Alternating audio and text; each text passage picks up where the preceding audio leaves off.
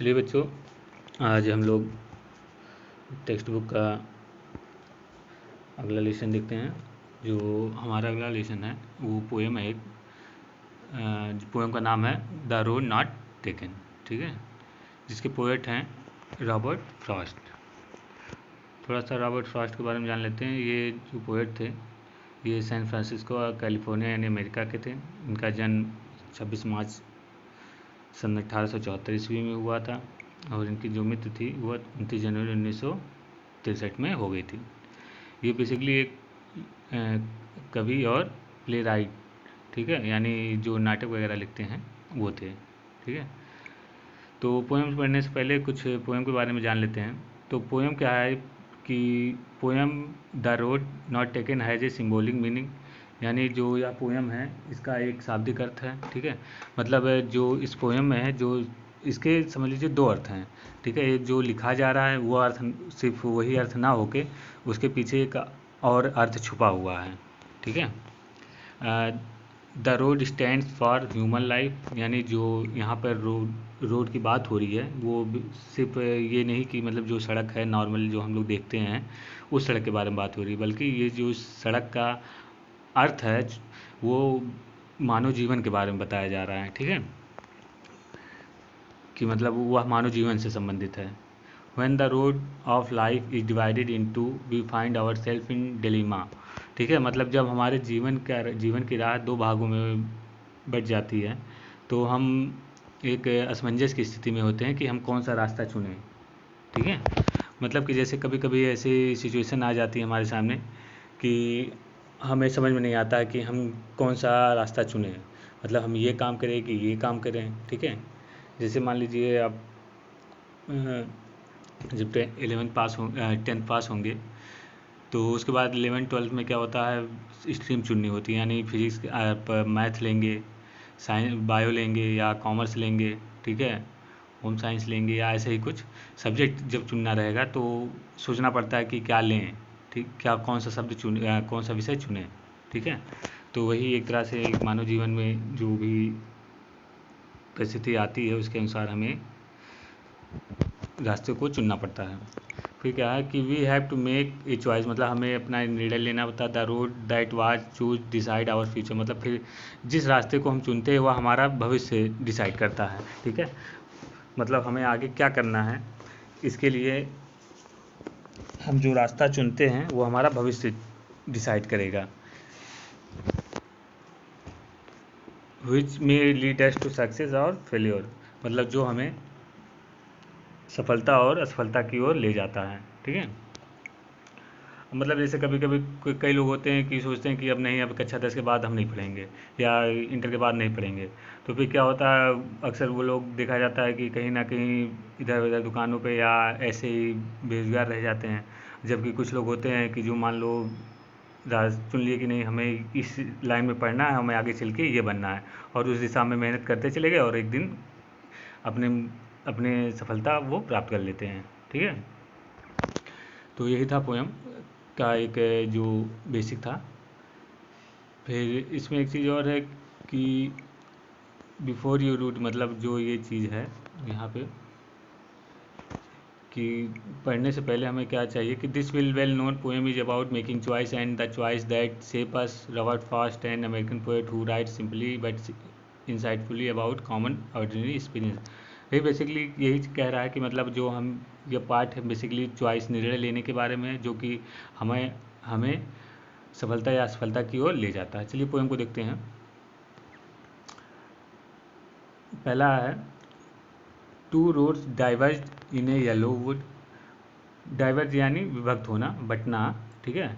तो क्या है कि दो रास्ते जो थे वह विभक्त हो रहे थे इन ए येलो वुड, मतलब एक जंगल में, जंगल मतलब ये हुआ कि ये ऐसा जंगल है जो जिसके जो पेड़ पौधे हैं उनकी पत्तियां पीली पड़ गई हैं, ठीक है। यानी बेसिकली जब पतझड़ का मौसम होता है तो देखते हैं कि जो पेड़ होते हैं उनकी पत्तियां पीली पड़ जाती हैं और वह धीरे धीरे गिरने लगती हैं।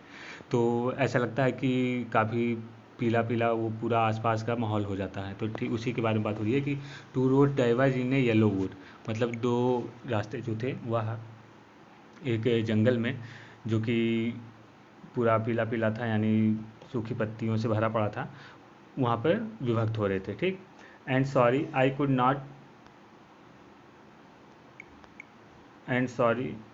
Not travel both. और फिर वो कहता कि मुझे दुख है, सॉरी, कि मैं दोनों रास्तों पे यात्रा नहीं कर सकता हूँ। ठीक है। मतलब अगर कोई ऐसी स्थिति आ जाती है हमारे सामने कि दोनों में से किसी एक को चुनना पड़ता है, तो ऐसा तो नहीं हो सकता कि हम दोनों रास्तों को चुनें। ठीक है। तो ये कह रहा है कि मैं दोनों रास्तों को नहीं चुन सकता।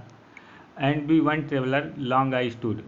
फिर कह रहा है कि मुझे एक ही रास्ते पे चलना होगा। ठीक है। दोनों रास्तों पे यात्रा नहीं कर सकता है वह, उसे एक ही रास्ते का यात्री बनना पड़ेगा। लॉन्ग आई स्टूड मतलब वह खड़े होके यह सब सोच रहा था, काफ़ी देर तक खड़ा था।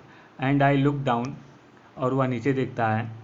One as far I could, यानी काफ़ी दूर तक वह जितना दूर देख सकता था, धीरे नीचे की तरफ देखते देखते आगे की तरफ देखता चला जाए। जैसे सड़क पे हम कहीं मान लीजिए किनारे खड़े हो जाते हैं और फिर सड़क को देखते हुए देखते रहिए, तो आगे खूब दूर तक देखते देखते एक जहाँ ऐसा आता है कि सड़क दिखना बंद हो जाती है। ठीक। तो फिर उसी के बारे में कह रहा है कि मतलब एक जहाँ पे वह खड़ा होके सड़क को देखता हुआ देखता रहता है। फिर to where it bent in the undergrowth, मतलब जहाँ पर वह एक अंडर ग्रोथ यानी झाड़ियाँ होती हैं। ठीक है। जहाँ पर वह काफ़ी दूर जाने के बाद झाड़ियों में गुम हो जाती है। तो जैसे सड़क पे देखते हैं तो काफ़ी दूर देखने के बाद सड़क दिखना बंद हो जाती है, तो उसी के बारे में बात कर रहा है कि मतलब वह खड़े होके नीचे की तरफ देखता रहता है, और फिर काफ़ी दूरी पर जो सड़क होती है वह झाड़ियों में गुम हो जाती है या मुड़ जाती है। ठीक। तो ये क्या कुल मिला के इसका क्या मतलब हुआ कि जो एक एक जहाँ पे जो यात्री जो पोएट है वह सड़क पर चलते चलते एक ऐसे स्थान पर पहुँचता है जहाँ पे सड़क दो रास्तों में विभक्त हो जाती है, जो कि एक जंगल होता है। ठीक है। और वह दोनों रास्तों पे यात्रा नहीं कर सकता, उसको किसी एक ही रास्ते पे चलना होता है। बेसिकली उसको एक निर्णय लेना होगा कि मतलब वह किस रास्ते पे चलेगा। और फिर काफ़ी दूर देखने के बाद एक जहाँ पे खड़े होकर वह काफ़ी दूर देखता रहता है, और जो सड़क होती है वह एक झाड़ियों में जाके गुम हो जाती है। ठीक। अगला देखते हैं।